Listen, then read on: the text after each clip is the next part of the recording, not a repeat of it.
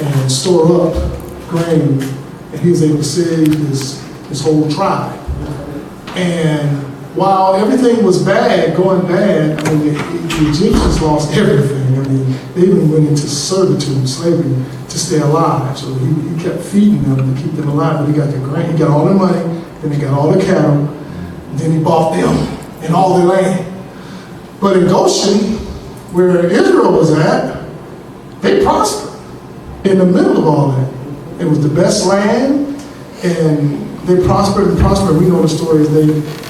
As the famine was over, that they grew so, and then Pharaoh died, who didn't know that, Joseph, and we know that story, and Moses came in. But Goshen was like an area that was not affected by what was going on. And then we are sons of God, and we're in the kingdom of God. We should, not to say that we won't be affected, but we should still overcome. We should still thrive because we belong to the Lord. So there is a principle of kings and priests where in the Old Testament, when there were kings, they would go to the priest to find out what God wanted, what God said. And when the priest told him what God said, if the king was smart, he would do it. The kings always had the funding to do whatever the priest told him that God wanted to do. So that principle is still true today because we are kings and priests in the body. But we need to learn, and my Jewish brothers, they got it down, they got it down, they got it down. I was meeting with the rabbi a couple of weeks ago, and we were doing he was doing a business meeting, business training meeting on how they operate. And, they operate, we should be operating like they operate.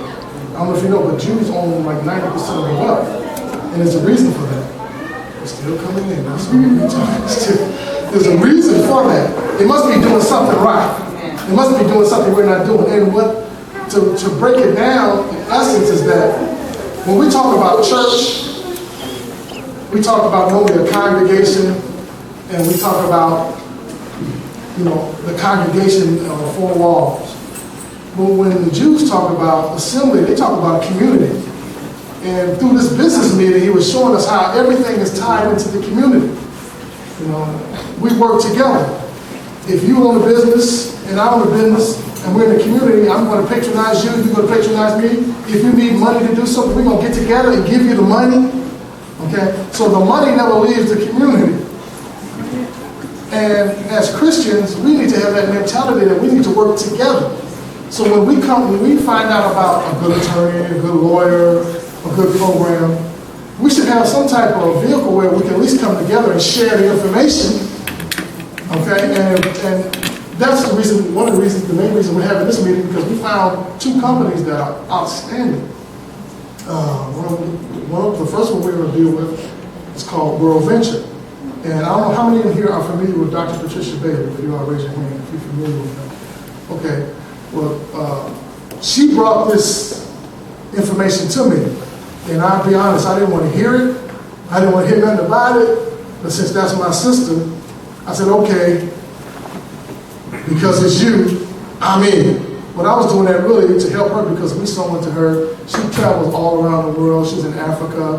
I mean, she's converting people to Christ. She's in Iran, Iraq, where they will kill her for doing this.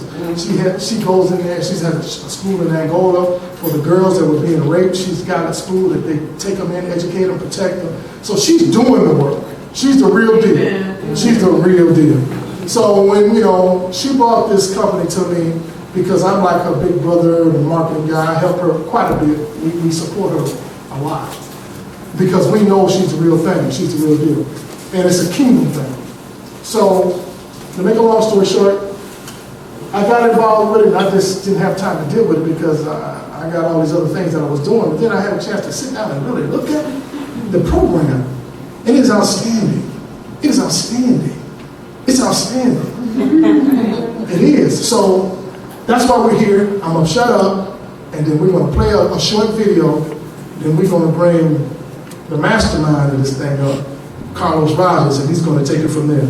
So I just want to give me a moment. Yeah, I'm going to short. This video is about maybe 4 minutes. It's not long. And then we're going to give it to Carlos. And after he's through, we have one more project we want to bring to you that my company's doing that actually will fund ministries and help ministries and outreach, and actually and can pay them or sow into them at the same time.